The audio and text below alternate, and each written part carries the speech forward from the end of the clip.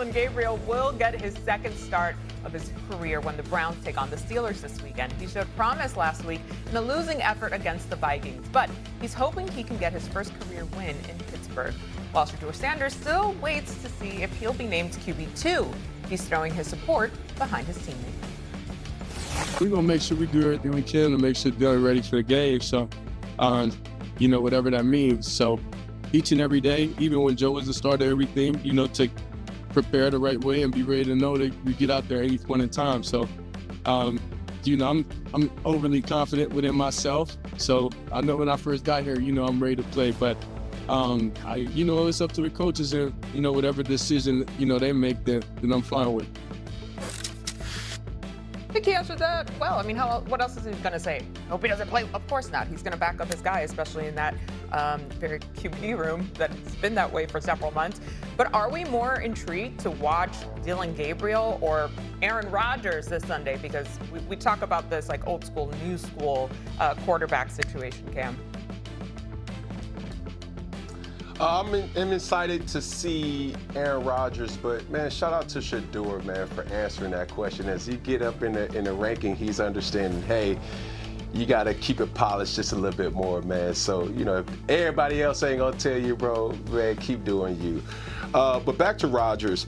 The Cleveland Browns possess something that Aaron Rodgers and his Steelers offense are deficient at, and that's producing offense. And I want to see this 3-1 record get tested versus a valuable source versus a valuable defense. When you look at the Cleveland Browns, they're number one or top 3 in total defense, passing defense top 5, and then obviously you cannot run the ball on them for no stretch of the imagination. All those things are where the Pittsburgh Steelers are deficient at. They're 31st in rushing, they're 30th in total offense, and as far as passing, they're 27th. My biggest question, as we always talk about, Stephen A's Pittsburgh Steelers, is do they have enough amenities on the offensive side of the football? And the Cleveland Browns have defensively kept them in most games all year, and I don't see that changing moving forward with this week. I'm more intrigued with Dillon Gabriel because I want to see whether or not the Cleveland Browns are going to have a quarterback, especially with watching Jackson Dart last night with the New York Giants. Where's your rookie? Where's your guy? Who's going to step up? And I'm not talking about just playing. I'm talking about magnetizing the crowd. Jackson Dart was in New Orleans a week ago. He didn't look that great, but he still has Giants fans incredibly, incredibly excited because of his game and the swag that comes with it. Is there anyone in Cleveland that has that? Shedeur Sanders thinks he does, but we have to wait to see him play to know whether or not that's true on the NFL level. Dillon Gabriel is one of the more experienced rookies you'll ever see because he was in college for 6 years and played about 64 games, okay? But what is he going to do on the NFL level? It remains to be seen. I'm curious about that, especially against the Steelers defense that I have not been overly impressed with. I was very impressed with them for 3.5 quarters against Minnesota in Ireland. And then obviously they almost wet the bed, had me texting Ryan Clark and saying they better not lose this damn game on a Sunday morning. So that's where I was with that. I'm like, they better not lose this damn game. It really ticked me off. And so I just want to see what Dillon Gabriel does, because this is what we need to remember with the Cleveland Browns. You don't get to just look at 2025. Y'all, do y'all know they've made the playoffs twice in 23 years? 23 years. They've made the playoffs twice. It's gotten to the point where we have a right to look at the Cleveland Browns organization and ask, hey, fellas, do any of y'all know what y'all doing?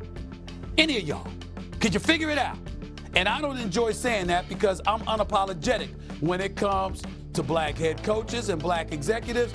I'm rooting for them. And we know Barry's in Cleveland, and I get that. But, I got to see something. I got to see something. And hopefully I'll see that before this season is over that you have definitively found a quarterback. That's why I'm more curious about Dillon Gabriel. Yeah, the first thing I want to say is I'm excited we get to talk about Dillon Gabriel and point out what Cam pointed out. We're talking about Dillon Gabriel because when asked the question about his quarterback position this week, Shedeur Sanders said we're doing everything to get Dillon prepared. And he answered the question in a way where you couldn't criticize him, where you couldn't talk badly about him, where you couldn't say that he went about anything in the wrong way, which is why he's not a topic right now. And I think that's important to note, that it is about growth, it is about understanding, and it is about understanding and playing your role within the locker room, which Shedeur Sanders did very well during that clip. And now, secondly, hell yeah, I want to see Aaron Rodgers. And this is what I be talking about. Stephen A, old fake Steeler fan, bruh. How you, like, I don't get it. Like, you like, it's like one of them people that, and Cam talked about it last week, that every time, like, it's always a compliment sandwich, or, hey, I don't mean no disrespect, I'm finna disrespect you. And then how people be like, not to bring up old stuff, but I'm gonna bring up old stuff. Like, it's always that. I had to text RC last week because I was asking him not to blow this lead. Why don't you just talk about him winning? Because if you talk about him winning, then you can say, okay, this team is 3-1. They're about to face one of the top defenses in football, a defense that's only given up 147 yards passing the game. And by the way, Megatron plays defensive end for him, and his name is Myles Garrett. How are they going to protect Aaron Rodgers at the age of 41? How is Aaron Rodgers going to get the ball to DK Metcalf when Denzel Ward is locked up on him? And you know why it's important, Stephen A? Because at 3-1, they are in the hunt. They in the hunt to win the AFC North. Everybody there is terrible. Now, the Bills then lost. They show crack. Kansas City ain't Kansas City. The Chargers losing. And you worried about Dylan Gabriel? I told you, man, you be double dutching. Like, you can't claim us no more. You ain't no real fan, bruh. First of all, Yeah. I'm glad. And I'm glad both of y'all here for this, because both of y'all getting on my damn nerves. He accused me of double dutching last week, and then now you accusing me of doing it this week. Y'all ain't gonna get away with this double dutch comment too much. Ain't nobody scared of y'all. Let me tell you something right now. You said it best. You understand? You're a player. I'm a fan. So let's talk about it from the fandom perspective, since you want to ignore. You want to talk about the player perspective, right? You want to say they won. You want to say they won. You weren't sitting there watching that game and going like this, damn.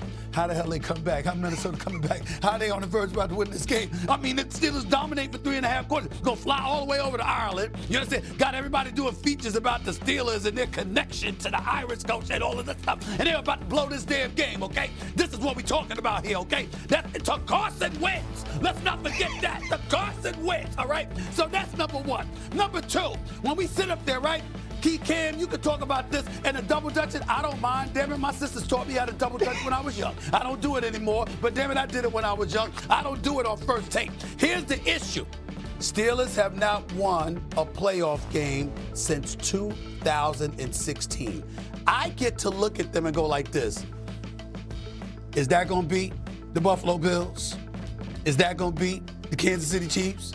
Is that going to beat the Denver Broncos? Is that going to beat the way I'm watching the Indianapolis Colts and the Jacksonville Jaguars look this year? Are we going to get a playoff win? I get to ask that question because the last time the Steelers, forget the fact that the last time they won a playoff game was 2016.